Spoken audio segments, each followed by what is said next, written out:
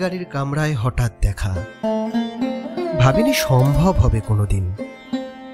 আগে ওকে বারবার দেখেছি লাল রঙের শাড়িতে, ডালিম ফুলের মতো রাঙা।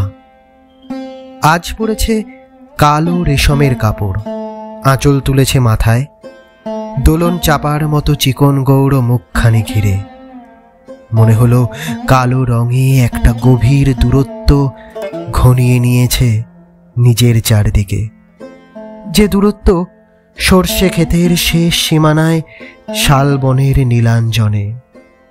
থমকে গেল আমার সমস্ত মনটা। চেনা লোককে দেখলেম অচেনার গাম্ভীর্যে। হঠাৎ খবরের কাগজ ফেলে দিয়ে আমাকে করলে নমস্কার। সমাজবিধির পথ গেল খুলে। আলাপ করিলেম শুরু, কেমন আছো, কেমন চলছে সংসার ইত্যাদি। সে রইল জানলার বাইরের দিকে চেয়ে, যেন কাছের দিনের ছোঁয়াচ পার হওয়া চাহনিতে। দিলে অত্যন্ত ছোট দুটো একটা জবাব, কোনোটা বা দিলেই না। বুঝিয়ে দিলে হাতের অস্থিরতায় কেন এসব কথা। এর চেয়ে অনেক ভালো চুপ করে থাকা। আমি ছিলাম অন্য বেঞ্চিতে, ওর সাথীদের সঙ্গে। এক সময় আঙুল নেড়ে জানালে কাছে আসতে। মনে হলো কম সাহস নয়। বসলুম ওর এক বেঞ্চিতে। গাড়ির আওয়াজের আড়ালে বললে মৃদুস্বরে, কিছু মনে করো না। সময় কোথা সময় নষ্ট করবার। আমাকে নামতে হবে পরের স্টেশনেই। দূরে যাবে তুমি, দেখা হবে না আর কোনো দিনই।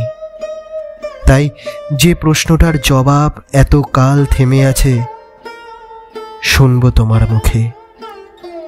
সত্য করে বলবে তো? আমি বললেম, বলবো।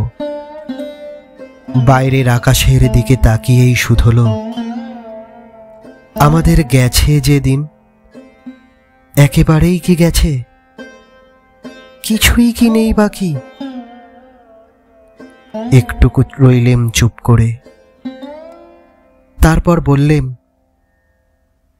রাতের সব তারাই আছে দিনের আলোর গভীরে। খটকা লাগলো, কি জানি বানিয়ে বললেম নাকি। ও বললে, থাক এখন যাও ওদিকে। সবাই নেমে গেল পরের স্টেশনে। আমি চললেম একা।